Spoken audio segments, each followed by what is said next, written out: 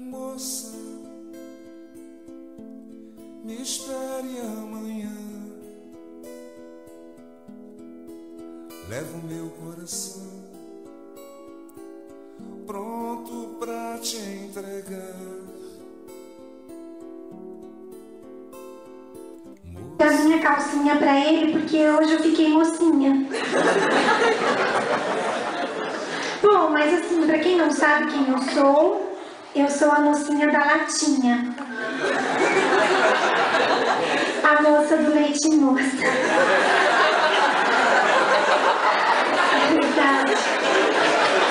Bom, eu existo desde 1920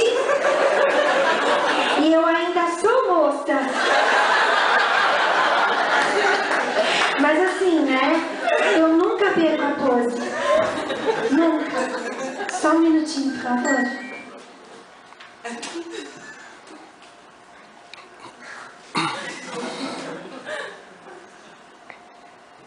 Eu nunca perco a pose.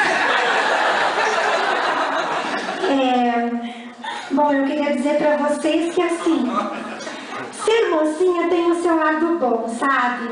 Porque diante deste acontecimento, eles criaram o Moça Morango, no formato chup-chup. Ficou gostoso, ficou bacana, e por causa de alguns desconfortos intestinais, eles não deixaram de criar também o Mocinha Chocolate, para ter uma diversidade do produto. Então vocês podem me chupar com gostinho de morango ou com gostinho de chocolate.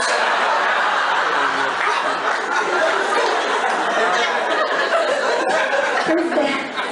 Mas eles estão testando também novos sabores, né? Eles estão testando formatinhos de chup-chup, por exemplo, o Mocinha Shrek, sabor Princesa Fiona, Mocinha Fogo no Rabo, sabor Pimenta Dedo de Moça, e o Mocinha Light, para quem tem o doce.